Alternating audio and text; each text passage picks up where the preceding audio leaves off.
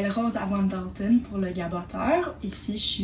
Aujourd'hui, je suis ici avec Sarah Sauvé pour notre projet de communauté verte. On va parler de comment elle vit sa vie zéro déchet. Donc, bonjour. Bonjour. On peut commencer avec une petite introduction Parle-moi de toi. Moi, je suis chercheuse. J'étudie la perception de la musique. Donc, je travaille comme postdoc à l'Université Memorial dans le labo Cognitive Aging and Auditory Neuroscience. Donc, on fait de la recherche sur la perception de la musique avec la neuroscience. Puis aussi, je fais des études avec les personnes âgées pour évaluer leur perception de la musique. Est-ce que ça change, est-ce que ça change pas, et qu'est-ce qui se passe? Parce qu'on a vraiment presque zéro compréhension de qu'est-ce qui change quand on nage. Wow, c'est vraiment très intéressant. Donc, pourrais-tu me dire un peu de comment tu as appris du mode de vie de vivre zéro déchet? Comment tu as appris de ça? Comment tu as découvert? Et comment tu as décidé que peut-être ça serait un mode de vie que tu aimerais suivre? Donc, en réalité, je me rappelle pas exactement comment j'ai découvert ça. J'ai une histoire plausible. Je faisais partie d'une organisation qui s'appelle le CISV, donc Children's International Summer Villages, quand je vivais en Grande-Bretagne, à Londres. Puis je cherchais des ressources pour le thème développement soutenable. Je pense que je cherchais des ressources sur le recyclage, sur les déchets, sur cet aspect-là du développement soutenable. Puis j'ai trouvé un blog qui s'appelle Trash is for Tossers. Donc un blog zéro déchet d'une jeune femme qui habite à New York. Puis elle montrait tous ces trucs, plein de recettes, de sa vie zéro déchet dans le fond.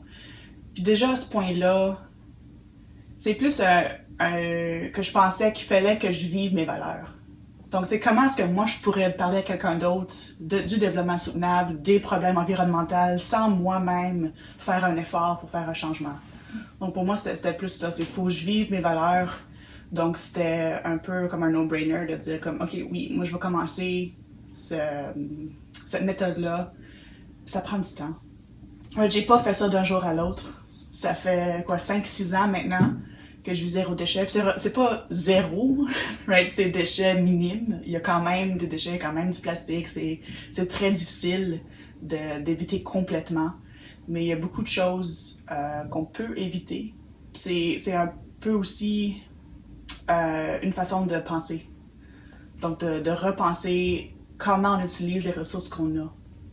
Parce que j'ai des contenants plastiques, par exemple des Tupperware, mais je vais pas les jeter juste parce que c'est du plastique. Right? C'est l'idée que c'est réutilisable. Tandis que du papier toilette, c'est quelque chose qu'on utilise une fois puis on le jette. Même si c'est du papier, mais ça va où? Puis on coupe quoi? On coupe des arbres pour pouvoir utiliser ça de façon végétable. Donc c'est vraiment de repenser qu'est-ce qu'on utilise, comment, d'où ça vient et où ça va après. Donc, est-ce que tu utilises du papier de toilette? Seulement en public. Peux-tu un peu expliquer comment ça marche, ça? Donc, ça a fait une amie qui me l'a dit l'an passé. Elle utilisait des bouts de coton. Dans le fond, tu coupes ça. Je pense que ça s'appelle family cloth. C'est une façon de le décrire. Mais ouais, c'est ça. J'ai pris des vieux t-shirts, des barouillettes, puis j'ai coupé ça en morceaux. Donc, c'est réutilisable. Je jette dans un panier à côté de la toilette, puis je lave ça dans la lessive. Mais là, je viens juste de changer, j'ai acheté un bidet. Donc, au lieu d'utiliser même les strips de coton à tout bouchant puis à faire le lavage, c'est beaucoup plus facile d'utiliser un bidet puis d'avoir une serviette pour sécher après. C'est beaucoup plus simple. Puis c'était 70$ le bidet. Fait que c'est vraiment pas cher. Est-ce que tu as utilisé un système pour faire la grande majorité des changements? Est-ce que tu as suivi un blog comme celui que tu as mentionné? Est-ce que tu as suivi une liste d'étapes? Comment est-ce que tu as fait les changements? Plus ou moins, donc le blog Trash is for Tossers, elle introduit à comment faire le changement zéro déchet. Dans le fond, c'est 2 étapes. Donc en premier, tu prends tous tes déchets pendant 1 ou 2 semaines, puis tu analyses ce que tu produis. Donc, étape numéro 1, tu comprends c'est quoi tes déchets, qu'est-ce que tu jettes.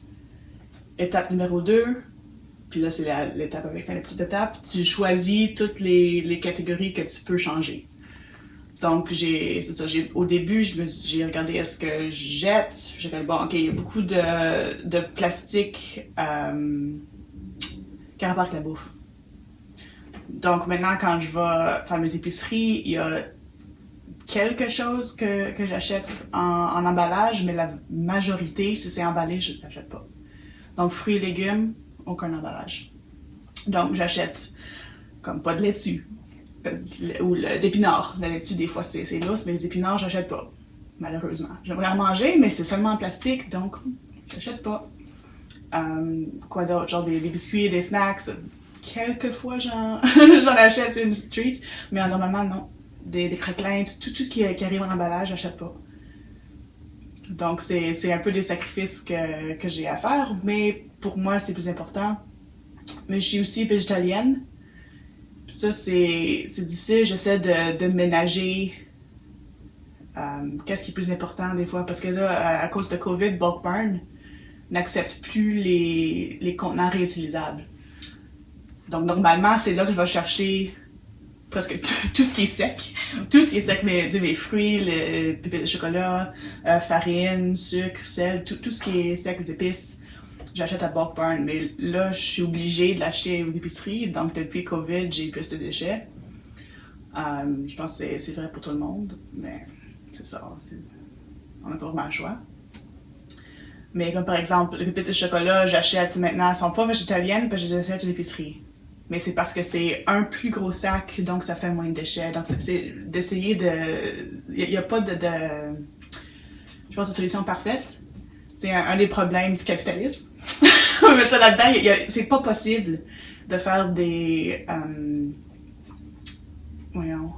d'acheter de façon équitable sous un système capitaliste. Donc, c'est vraiment difficile. Il faut faire des choix. Mais l'idée, c'est pas d'être parfait ou parfaite. L'idée, c'est de faire des choix intentionnels.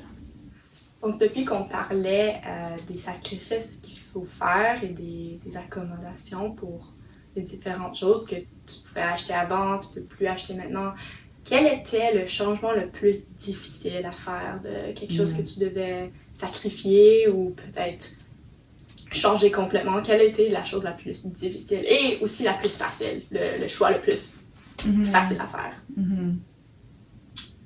Bonne question, parce que je me rappelle plus en ce moment ce que j'ai trouvé le plus difficile à abandonner, parce que là, je suis rendue tellement habituée que je manque presque rien. Right? Ça devient une habitude de vivre sa vie un peu différemment. Au début, faut que tu y penses, ça prend de l'effort, mais le plus tu le fais, le plus facile ça devient. Je pense que tous les deux, devenir végétalienne et avec les déchets, le fromage était le plus difficile à abandonner. J'avoue que des fois, j'en mange quand même. Mais j'achète maintenant même du fromage végétalien. Et puis ça aussi, ça vient en plastique. Donc, c'est de choisir encore ces batailles. Un des plus faciles, je pense, c'est la première chose que j'ai faite, c'est de changer pour les produits féminins. J'ai acheté qu'on appelle un Diva Cup. Donc, c'est une coupe en silicone que tu utilises au lieu de tampons et de serviettes, que tu insères et tu peux enlever facilement. Tu vides quand c'est plein, puis tu laves entre tes cycles. Donc, c'est vraiment facile. Il faut s'habituer à être très personnel avec soi-même. Mais je pense que c'est une bonne chose d'être vraiment confortable avec son corps et être capable d'utiliser un outil comme ça. Et est-ce que c'est... Donc, tu as dit que c'est réutilisable. C'est réutilisable pour comment longtemps, ça? 10 ans. Oh, wow! Chose avec la Diva Cup est difficile, c'est que oui, ça va te sauver beaucoup d'argent à long terme, mais il faut quand même avoir, ici au Canada, environ 50$ de réserver, de pouvoir dépenser. Donc, c'est cher en premier lieu. Donc, ça peut être difficile, et c'est difficile souvent pour des gens qui vivent pauvreté, ou paycheck to paycheck, c'est difficile d'avoir cet argent-là. Donc, c'est une des barrières à la vie zéro déchet. C'est qu'il faut avoir quand même assez d'argent pour pouvoir dépenser les coûts upfront. Mais c'est un peu cynique, mais c'est un peu le but du système, right? C'est de nous garder en cycle. Les cycles de pauvreté existent intentionnellement. C'est fait exprès. Donc, ça force à acheter, à consommer. Donc, on a parlé un peu du blog Trash is for Tossers. J'en ai déjà un peu entendu parler, puis je sais quelque chose que une grande partie de la personne qui run le blog, elle a un petit pot maçon avec tous ses déchets depuis, je m'en souviens pas c'est combien d'années, mais c'est un pot avec tous les déchets qu'elle a. Est-ce que tu as un pot? Non, moi j'en ai pas. Je pense pas que c'est possible ici, ou c'est très difficile. Puis, j'ai pas, encore, c'est une question d'équilibre. J'ai pas l'énergie ou vraiment une raison personnelle de vouloir vraiment me pousser autant que ça. Tu sais, même à chaque fois que je vais aux épiceries, oui, j'achète mes fruits et légumes sont pas dans du plastique, mais il y a toujours une petite étiquette ou un élastique. Puis à toutes les semaines, ça va accumuler et ça va rapidement remplir un pot Mason. Fait que... Il y a pas de point. Ben, c'est ça. Ouais. Pour moi, c'est symbolique puis ça a l'air cool, mais comme c'est pas vraiment le point. C'est plus comme je dis, une façon de penser, une façon de penser au monde, une façon de penser à notre consommation pour changer où on peut, mais pas nécessairement de tout faire parfaitement. Comment grande une partie est-ce que, genre, une communauté, la communauté que tu fais partie de, est impliquée dans Vivre zéro déchet? C'est énorme. Énorme. Ouais, quand j'ai déménagé ici en premier, je commençais à perdre la motivation de vivre zéro déchet parce que c'est un peu plus d'effort, comme je disais, il y a des choses que j'abandonne. Mais ensuite, je suis allée à un événement organisé par ce qui était à ce temps-là Zero Waste Canada, St. John's. Donc, ils ont fait un événement qui s'appelait Road to Zero Waste pour discuter en communauté, c'est quoi nos succès, qu'est-ce qu'on trouve difficile, qu'est-ce qu'on pourrait changer dans la ville, dans le fond, pour accumuler des idées pour le changement à St. John's et peut-être dans la province, si possible. Donc, j'ai trouvé ça super motivant. Puis depuis ce temps-là, ça aide. Puis j'ai trouvé ma communauté, le Zero Waste Canada, St. John's, est devenue partie maintenant de la Social Justice Cooperative of Newfoundland Labrador. Donc on s'appelle maintenant le Zero Waste Action Team. Puis on travaille sur beaucoup de choses. On travaille sur un projet de compost en ce moment, donc comme compost communautaire pour Georgetown. Ça va commencer bientôt. On espère. On a un petit problème, mais qui devrait être réglé assez rapidement. Donc l'idée, c'est... le grand rêve, c'est d'avoir du compost communautaire à travers la province. Parce qu'environ 30% de nos déchets sont organiques. Puis dans le landfill, les produits organiques produisent du méthane, qui est pire que le carbone. Donc on préférait avoir du compost communautaire, c'est moins cher pour tout le monde, c'est mieux pour tout le monde, économiquement, socialement. Et puis ensuite, on peut avoir du produit compost pour les jardins. Donc ensuite, le monde peut commencer à pousser leurs propres légumes. Puis c'est un cycle, ça commence un cycle qui est vraiment positif au lieu des cycles négatifs qu'on voit souvent. Donc ça, c'est un de nos projets. On fait aussi un projet sur les plastiques. Donc on a fait l'année passée notre premier Audi plastique sous le banner, si tu veux, de Break Free from Plastic, qui font des audits autour du monde. Donc, nous, on a fait un ici, puis là, cette année, on prépare pour très bientôt, pour le mois d'août, on va faire aussi un autre audit à travers la province. Donc, on va demander à tout le monde qui veulent le faire, et on vous encourage de le faire aussi, de faire un audit chez vous. Puis ensuite, de nous envoyer vos données. Donc, tous les détails vont sortir. Le but maintenant, c'est le 16 août. On va annoncer le projet. Et le but, c'est de comprendre d'où viennent les plastiques dans nos communautés. Qui les fabrique? Parce que très souvent, c'est les consommateurs qui sont blâmés pour qu'est-ce qu'ils jettent. Mais dans le fond, c'est pas nous qui produisons les plastiques. C'est les grandes compagnies qui en profitent énormément, les compagnies de pétrole, qui ont aussi des compagnies de plastique. Donc, c'est un grand cycle où ils font beaucoup de profit, beaucoup d'argent, puis ensuite, ils nous blâment, nous, les consommateurs, pour avoir jeté. Puis c'est nous, avec nos taxes, qui payent pour les landfills, pour le recyclage. Donc, dans le fond, moi, je pense que c'est pas correct. Moi, je veux que les compagnies payent pour les déchets qu'ils produisent. Ça s'appelle Extended Producer Responsibility, EPR. Donc, notre but, c'est de collectionner des données sur les polluteurs de la province de Terre-Neuve pour ensuite apporter ça au gouvernement et dire, regarde, est-ce qu'on peut avoir de la législation autour du EPR? Et voici les compagnies qui sont les pires dans la province. En plus de vivre sans essayer de créer des déchets, quelle autre action ou quelle autre chose que tu fais dans la vie pour éviter de créer d'autres pollutions? Pour aider la planète aussi. Je voulais vraiment faire pousser ma propre bouffe autant que possible. Donc, j'ai des plantes dans mon appartement. Une couple de choses qui poussent. Il y en a qui poussent moins bien, mais bon. Puis sinon, je voulais avoir un jardin. Donc, on est très chanceux que l'année passée, on a un jardin, un petit jardin construit. On fait de l'espace dans le fond, derrière l'édifice. Donc, on fait pousser des légumes et des herbes. C'est aussi de prendre ce que je peux, donc je mange des pissenlits quand c'est tôt dans la saison. Sinon, j'ai pas de voiture. Je veux pas avoir de voiture à aucun point dans ma vie. C'est pour ça que j'habite souvent, jusqu'à date, dans ma vie adulte, dans des villes. J'essaie d'habiter près d'endroits où il y a du bon transport local. C'est difficile dans cette ville-ci, mais elle est aussi marchable. Donc, je marche et je prends l'autobus autant que possible. J'ai aussi des amis qui ont des voitures, donc des fois, si j'ai vraiment beaucoup d'empêtes à faire, je demande d'aller avec des amis. Sinon, j'essaie de pas trop voler. C'est difficile parce qu'on vit sur une île, donc je vole quand même. Mais je fais du offsetting, donc c'est pas idéal. Mais mon préféré, c'est COTAP, Carbon Offsetting to Alleviate Poverty. Donc, ils donnent des fonds à des projets autour du monde,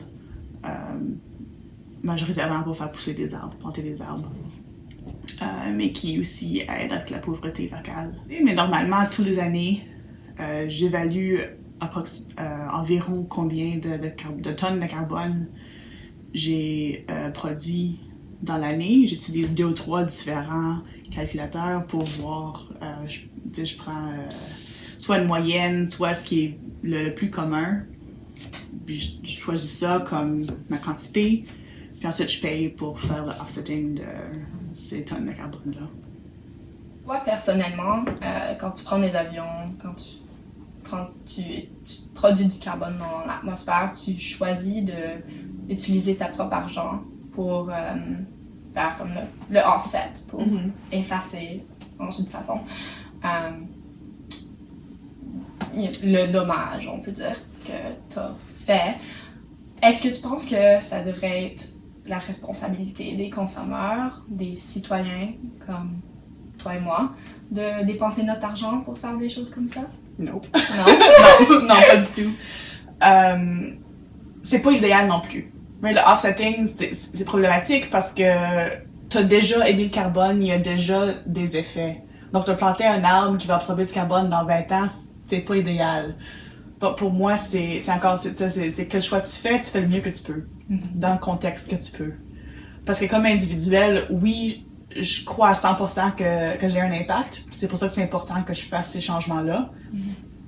Mais pour un vrai changement au niveau global, il en faut beaucoup plus. Les grandes compagnies qui produisent les polluants dans la première place, c'est eux qu'il faut vraiment blâmer. Dans le fond, c'est leur faute. C'est eux qui produisent toute la pollution. Donc, c'est leur responsabilité. Un peu pour finir, est-ce que tu as des conseils, des ressources que tu dirais aux gens qui voudraient peut-être commencer une vie plus zéro déchet ou s'ils sont déjà dans le parcours à faire des changements dans leur vie, mais ils veulent prendre des pas de plus? Qu'est-ce que tu leur dirais? Je pense que la chose la plus importante que j'ai à dire, c'est de choisir une chose à la fois. Mais c'est pas une compétition, c'est pas une course. J'ai pris 2 ou 3 années pour arriver où je suis maintenant, en choisissant une chose à la fois pour changer et en prenant mon temps. C'est un processus. Donc, merci d'être assis avec moi pour parler de ta vie sans déchets. Ça fait plaisir. J'aime toujours parler de façon qu'on peut faire des choses différentes. et aussi parler du capitalisme et tout ce que ça ruine, mais qu'est-ce qu'on peut faire pour le combattre.